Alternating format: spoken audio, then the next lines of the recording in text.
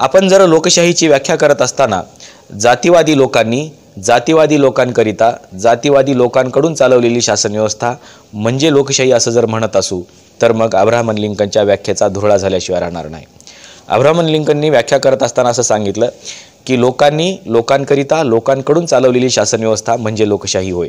परंतु आज जर आपण भारताचं चित्र बघितलं तर आपल्याला असं दिसेल की आपण मतदान करत असताना नेमकं कोणती गोष्ट गृहीत धरून मतदान करतो। आपण आपली जात गृहीत धरून मतदान करतो, आपण आपला धर्म गृहीत धरून मतदान करतो, आपण आपली भाषा गृहीत धरून मतदान करतो, आपण आपला प्रांत गृहीत धरून मतदान करतो, आपण आपल्या परिसरातला सगळा धनदांडगा माणूस किंवा श्रीमंत माणूस म्हणून गृहीत धरून मतदान करतो की आपण त्या व्यक्तीचं शिक्षण बघून त्याला मतदान करतो।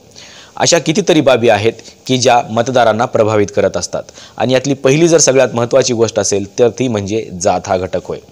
आणि म्हणूनच सुरुवातीलाच मी असं म्हणालो की अब्राहम लिंकनची जी व्याख्या आहे की कोणत्या लोकांनी तर जातीवादी लोकांनी, लोकांकरिता कोणत्या लोकांकरिता तर जातीवादी लोकांकरिता आणि कोणत्या लोकांकडून तर जातीवादी लोकांकडून चालवली जाणारी शासन व्यवस्था म्हणजे लोकशाही, अशी एक वेगळी डेफिनेशन आपल्याला सध्या पाहायला मिळते आहे। आणि म्हणूनच जात हा घटक गृहीत धरूनच सगळे राजकीय पक्ष तिकीट वाटप करत असतात, कारण ज्या उमेदवाराच्या जातीचे मतदार त्या मतदारसंघामध्ये जास्त आहेत त्यालाच तिकीट देण्याची प्रक्रिया आपल्या देशामध्ये सुरू असते। आणि म्हणूनच आपल्याला असं दिसायला लागतं की ज्या जातीचं प्राबल्य त्या मतदारसंघामध्ये जास्त आहे त्या जातीचा एखादा व्यक्ती शोधून त्याला तिकीट दिलं जातं किंवा त्याला उमेदवार म्हणून गृहीत धरलं जातं आणि मग ही मतदानाची प्रक्रिया सुरू होते आणि त्या क्षेत्रामधले जे काही त्याच्या जातीचे लोक आहेत त्या जातीचे लोक हे त्याला मतदान करतात। आणि म्हणूनच जात हा घटक गृहीत धरून आपण मतदान करतो। म्हणून अब्राहम लिंकनच्या व्याख्येला थोडासा तडा जाताना आपल्याला दिसतो आहे की जातीवादी लोकांनी जातीवादी लोकांकरिता आणि जातीवादी लोकांकडून चालवली जाणारी ही शासन व्यवस्था आहे का। आपण आपल्या मतदारसंघामध्ये ज्यावेळेस मतदान करतो त्यावेळेस आपण काय गृहीत धरतो? आपण एखाद्या उमेदवाराची जात गृहीत धरतो, आपण त्या उमेदवाराचा धर्म गृहीत धरतो, आपण त्या उमेदवाराचं शिक्षण गृहीत धरतो, आपण त्या उमेदवाराची श्रीमंती गृहीत धरतो, तो सगळ्यात जास्त पैसा वाटप करतो म्हणून तोच निवडून येईल असा देखील दावा करतो। आणि मग हे जे सगळे घटक आहेत हे घटक आपल्याला प्रभावित करत असतात आणि या प्रभावाखाली येऊन आपण मतदान करतो। परंतु आपण एक गोष्ट लक्षात घेतली पाहिजे की आपल्याला मतदानाचा अधिकार हा 18 वर्षे पूर्ण झाल्यानंतरच का देण्यात आलेला आहे। त्याचं कारण असं आहे की 18 वर्षे होणं म्हणजे तुम्ही प्रौढ होणं आणि प्रौढ होणं म्हणजे तुम्ही विवेकी होणं असा याचा अर्थ होतो। आणि तुम्ही विवेकी झालेला आहात म्हणून तुम्हाला मतदानाचा अधिकार दिलेला आहे। फक्त वय वाढलं म्हणून तुम्हाला मतदानाचा अधिकार दिला गेलेला नाही आहे, तर तुमच्या बुद्धीचा देखील विकास झालेला आहे हे गृहीत धरून मतदानाचा अधिकार दिला गेलेला आहे। आणि आपली जर बुद्धी विवेकी नसेल आणि आपण चांगला आणि वाईट यातला जर विचार करू शकत नसाल तर मग आपल्याला मिळालेल्या मतदानाचा अधिकाराचा काही उपयोग नाही आहे। आणि म्हणूनच मतदानाचा अधिकार बजावत असताना आपण आपला विवेक जागृत ठेवणं गरजेचं आहे।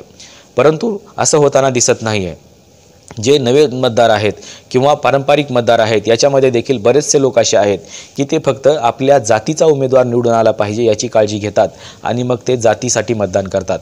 तुमचं मतदान हे राष्ट्रासाठी नसतं, तुमचं मतदान हे देशासाठी नसतं किंवा तुमचं मतदान हे लोककल्याणासाठी नसतं, तर तुमचं मतदान हे तुमच्या जातीसाठी असतं। आणि म्हणून जात हा घटक मतदारांना सगळ्यात प्रभावित करणारा घटक देखील म्हणून ओळखला जातो। 1970च्या नंतर जी काही राजकीय निवडणुका झाल्या ह्या सगळ्या निवडणुकांमध्ये जात हा घटक प्रामुख्याने मतदारांना प्रभावित करणारा घटक म्हणून आपल्याला पाहायला मिळतो। त्यानंतर ज्यावेळेस बाबरी मशिदीचं प्रकरण झालं त्याच्यानंतर मात्र हाच घटक थोडासा बदलला आणि हा घटक धार्मिक आधारावरती आला आणि लोक आपल्या धर्माची व्यक्ती संसदेमध्ये असली पाहिजे असा विचार करायला लागले आणि जो सगळ्यात चांगला धार्मिक व्यक्ती आहे किंवा सगळ्यात मोठी धार्मिक व्यक्ती किंवा श्रद्धेय व्यक्ती आहे या व्यक्तीला संसदेमध्ये पाठवण्याचा विचार लोक करायला लागले। आणि म्हणूनच अनेक साधू देखील आपल्याला आज संसदेमध्ये दिसतात। खरं तर लोकशाही ज्यावेळेस आपण स्वीकारली त्यावेळेस आपण धर्मनिरपेक्ष स्वरूपाची लोकशाही स्वीकारली।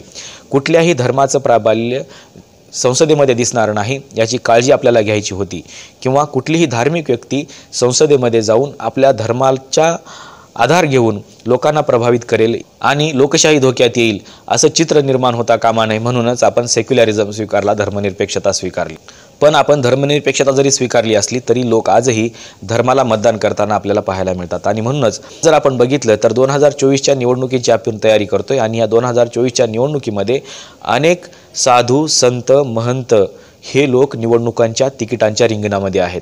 आपण जर बघितलं तर सोलापूरचे एक साधू आहेत, नाशिकचे एक साधू आहेत, छत्रपती संभाजीनगरचे एक साधू आहेत, असे कितीतरी साधू आहेत जे निवडणुकीच्या रिंगणामध्ये उतरू पाहत आहेत. या साधूंना राजकारणामध्ये काय यावं असं वाटतंय, कारण त्यांना जे पॉलिटिकल पॉवर आहे, या पॉलिटिकल पॉवरचं महत्त्व आहे. कधी काळी डॉक्टर बाबासाहेब आंबेडकर असं म्हणाले होते ॲनिलेशन ऑफ कास्टमध्ये की साधूज आर ग्रेटर दॅन जजेस, म्हणजे साधू हे इथल्या जजपेक्षा देखील महान आहेत अशी लोकांची भावना आहे. आणि आजही तीच भावना लोकांच्या मनामध्ये आहे. आणि म्हणूनच लोक राष्ट्राला प्रथम स्थान देण्यापेक्षा किंवा देशाला प्रथम स्थान देण्यापेक्षा त्या साधूला जास्त महत्त्व द्यायला लागलेले आहेत. आणि म्हणूनच मतदान करत असताना महाराजांच्या विरोधामध्ये आपण कसं जायचं, धर्माच्या विरोधामध्ये आपण कसं जायचं, असे काही प्रश्न लोकांच्या मनामध्ये निर्माण व्हायला लागलेले आहेत.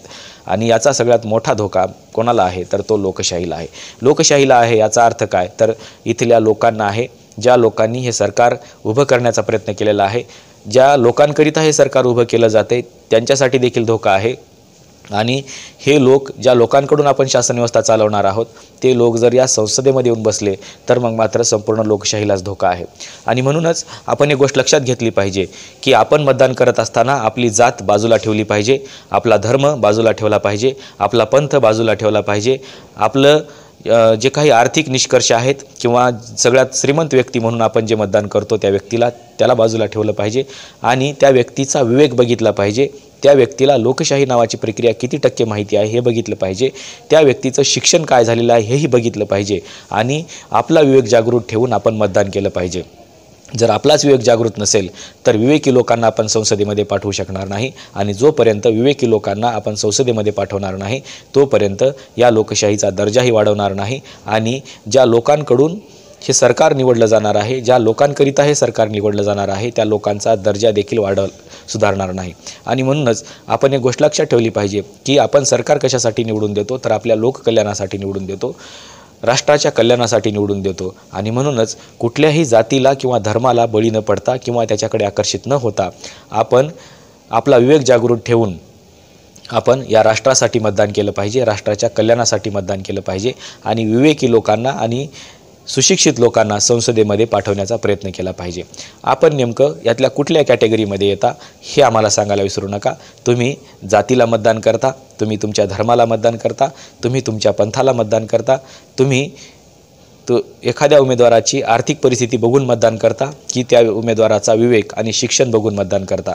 तुमचा नेमका क्रायटेरिया काय आहे हे आम्हाला सांगायला विसरू नका. आजच्या व्हिडिओमध्ये इथंच थांबूया. धन्यवाद.